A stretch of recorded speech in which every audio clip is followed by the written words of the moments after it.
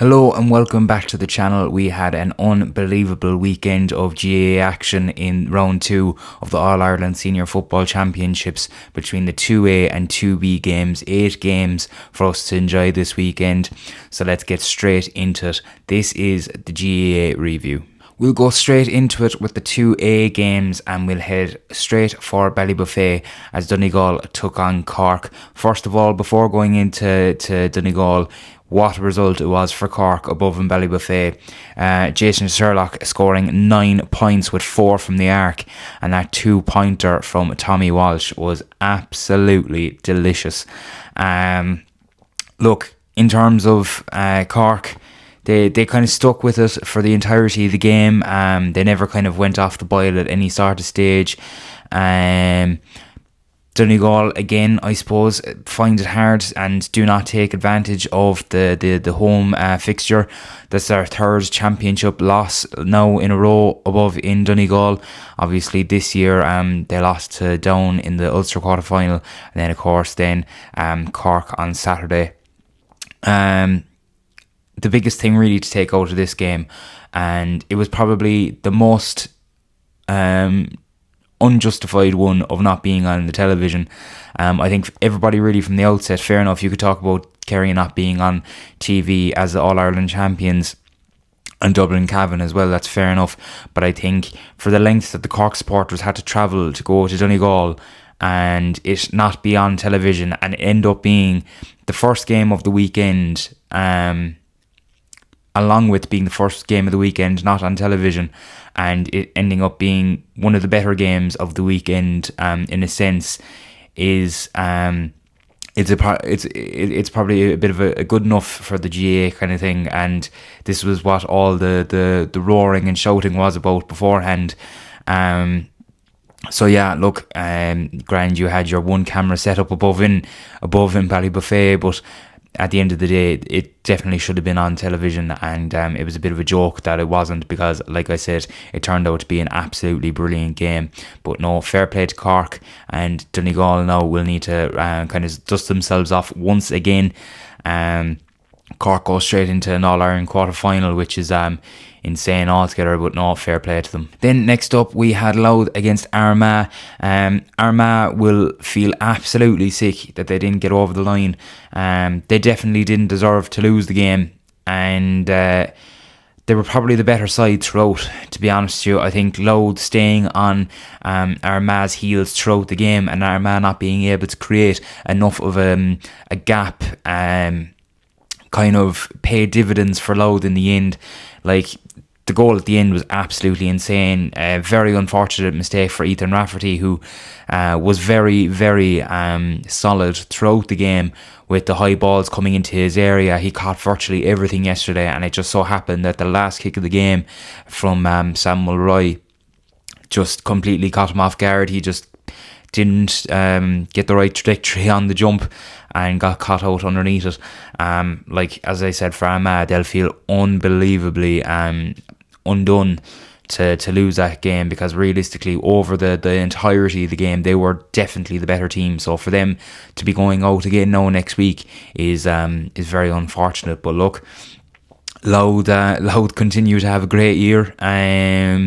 That win against Dublin in Croke Park did spring them on, in fairness. As I said, they kept with Armagh for the entirety of the game at the weekend, and no, fair play to them for doing so. Then we had Galway and Meath. Galway finally seemed to kind of announce themselves in the championship this year. We were kind of talking about beforehand and their win against Kildare, but it was very hard to judge them off of that because of how kind of Kildare have been so poor, I suppose, this year. And we'll talk about that later as well, as we talk about the Kerry and Kildare game as well from 2B.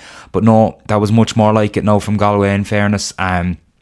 Westmeath, of course, have another bite of the cherry, and I remember kind of saying before the weekend that they won't go down easy. They didn't go down easy against Galway, to be fair, losing only by a goal, and when it comes to them going out again next week, they definitely won't lie down. They won't take it lying down. I suppose 5 points from midfield from Paul Conroy was unbelievable for Galway. and Shane Walsh looked to be back to his best as well. So no, a very good win for Galway in at home in Pearse Stadium. And as I said, Westmeath now will have to kind of put that one behind them, but there's a lot of positives that they can take out from it as they go into the round 3 games that are on next week. Then we had Tyrone and Mayo. Niall Morgan to the rescue for Tyrone. The last 3 points of the game were scored by him, and they were the points that were the difference between losing and winning. So no, that was unreal from him. In fairness, I think Mayo will be very disappointed, especially after losing or beating Monaghan away in the previous round. They'll be very, very disappointed, maybe not to take advantage. I think if they managed that win obviously away to Monaghan in the previous round and then managed to win again away to Tyrone, it would have made them serious contenders to challenge come July. But no, Tyrone got over it in the end. Fair play to them. A lot of people were kind of a bit disappointed, especially kind of towards the back end of the game. With maybe, I've seen a couple of places say the kind of main character syndrome by Aidan O'Shea. Now, look, in fairness, for a fella who's been carrying the county for the past 17 years, it's very hard not to back yourself in kind of those situations. Did he probably make the wrong mistakes at certain stages of the game? Probably, but as I said, it's very hard not to back yourself when you've done so much for the county. Look, Mayo will go again. Kobe MacDonald again, of course, he scored an unbelievable 2-pointer. He's definitely the future of Mayo football. I know he's going off to Australia, but you wouldn't want him to be there for too long. I'll put it that way. If he's away for a very long time, it's very hard to know where Mayo will go in the future. But look, as I said, they won't worry too much about it. Mayo, I think there's definitely a lot of positive signs between the last 2 games. They were very close to back-to-back away days above in Ulster with 2 wins, so they were very close to it. So as I said, I wouldn't be too worried if I was Mayo, to be honest with you. Then we go on to the 2B games, and we had Monaghan against Roscommon. And look, to be totally honest with you, the main thing that I can take out of this game is how disappointed I am with the Rossies.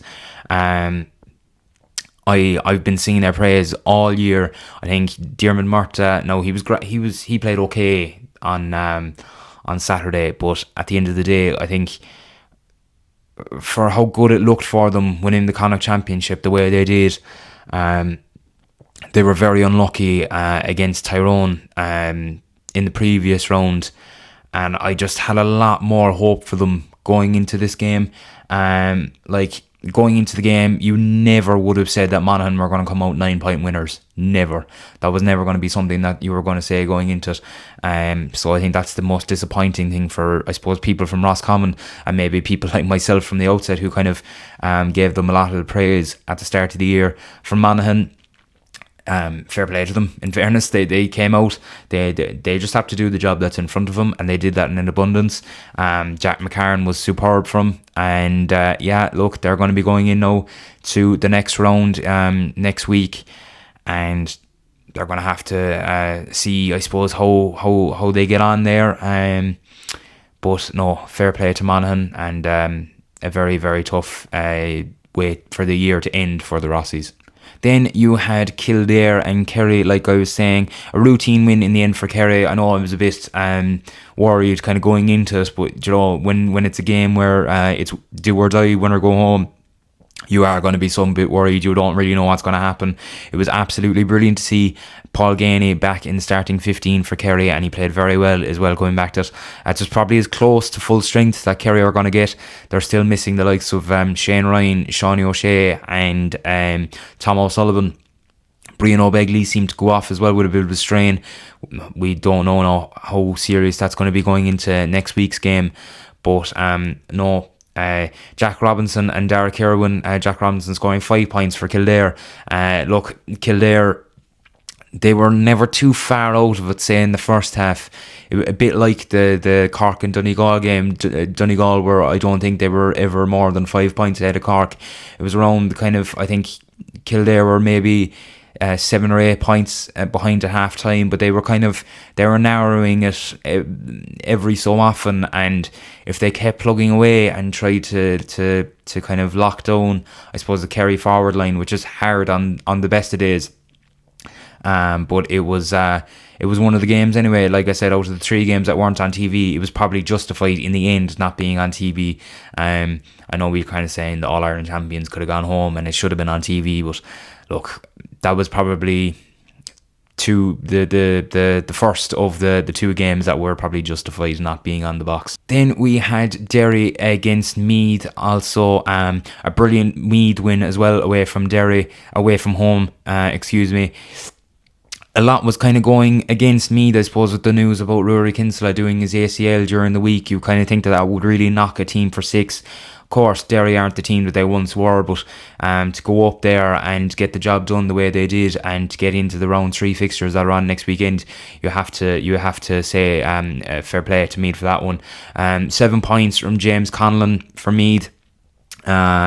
He was very good, and he was at the forefront of everything that Meath did well on Saturday evening. So no, another one that you're kind of saying to yourself, a bit slightly unexpected. I definitely think that I thought that Derry were going to show maybe themselves in a slightly better light, but no, fair play to Meath, and they're still there or thereabouts. And to finish up the 2B games, we had Cavan against Dublin, and I'll hold my hands up. Obviously, I said going into the game that there was no point in Ger Brennan coming back, because that they were going to be going home away from Cavan with their heads hanging down. But no, fair play in fairness. They still look a bit dodgy in the defence, but it was a fairly professional win from Dublin away in Cavan. Conor Callaghan, when he's fit, is absolutely different gravy. 1-9.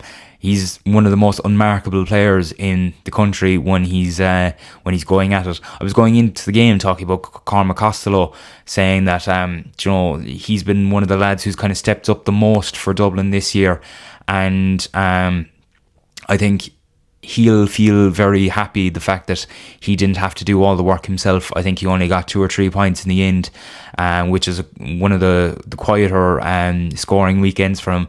So no, I think he'll be very pleased that his teammates around him kind of stepped up this weekend when it most mattered, especially Ger Brennan back. It was really important for them to put out a good performance away to Cavan, and no, they did that. They have a very good chance as well now to turn their year around, but you just kind of fear that the consistency in defence could kind of cost them going into the later stages, or even a next week's third round. So then, of course, we also had the draw this morning at the time of recording this at 8:30 for the round 3 games, which are on next weekend, and there are some unbelievable ones in there. You've Monaghan against Westmeath. As I said, Monaghan did very well to overcome Roscommon, something that I didn't expect was going to happen, but no, fair play, they did. Westmeath are going to want to kind of get themselves back on track in a certain way after their loss to Galway. They didn't lose by much, in fairness. It was a much closer game than Monaghan and Roscommon was, so that's going to be no easy game for Monaghan, and as I said beforehand, Westmeath won't go down without a fight. Dublin against Donegal as well is an unbelievable one. There's talks of it being in Parnell Park. Ger Brennan wants it out of Croke Park and wants it in to Parnell. I think there's only it's a capacity of 7,300. It's just going to be a tighter, more kind of cagier atmosphere, I think, that he wants, besides a half sold out Croke Park, where Donegal have probably played better in recent times than Dublin there, so it wouldn't be too much of an advantage really to Dublin, whereas I think it'd be a much bigger advantage for them to play in Parnell. Then you've Mayo and Meath. Mayo, of course, like I said, were unlucky this weekend. But in fairness, I think Meath as well, they needed that win. Away to Mayo is going to be a very tough one for them. But it's all about kind of momentum. If you're going to be playing a team who've just lost, no matter if they're home or away, you're going to fancy yourselves in some way, shape or form. So I think Meath are going to have a bit of kind of a chip on their shoulder, and they're going to have a bit of a will to win in that one away to Mayo. But that's a really, really close game. It's very hard to call that one. And then probably the blockbuster of the weekend, Kerry are playing Armagh in Killarney. We don't know, as I said from the time of recording this, I'm not too sure what days and times the games are on, or even the TV schedule. But that is going to be a very, very interesting game. Looking forward to it massively. A good atmosphere. I think from a Kerry perspective, for myself, I would have been very, very worried if we had been drawn against any of the sides that we could have played away. But you're a lot more comfortable with the home draw. I think in terms of playing Armagh, as I said, Armagh should have never lost that game against Louth. So it's not as if we're playing a team that were beaten in the last round comfortably or well. They were leading for most of the game until the final kick. So they're either going to be coming into the game in Killarney a wounded animal that Kerry won't maybe want to face, or else that loss against Louth could knock them for 6, and it might take them a lot to come back from. As I said, like the kind of the expressions on a lot of the Armagh faces after the game were pure disappointment. So maybe they might use that as fuel for them to come down to Killarney and get a result against Kerry. But like the fact that you have Monaghan, Westmeath, Dublin, Donegal, Mayo, Meath, like the fact that, and Kerry, Armagh, the fact that you have the likes of one of Dublin, Donegal, Kerry and Armagh could be knocked out this time next week, blows the championship wide open. So yeah, look, another unbelievable weekend of GAA action, and we're just going to have it all again to do next weekend with them games. And of course we've hurling quarterfinals as well next weekend, so it's going to be a very, very, very interesting one. If you liked the video, if you could like and subscribe to the channel and share the channel with somebody who might not have seen it already, who'd like these types of videos. We're staying as consistent as we possibly can as well with the World Cup recaps. Episode 4 as well came out just earlier on today. So as I said, all the support is very much appreciated, and until the next weekend preview, I'll talk to you later.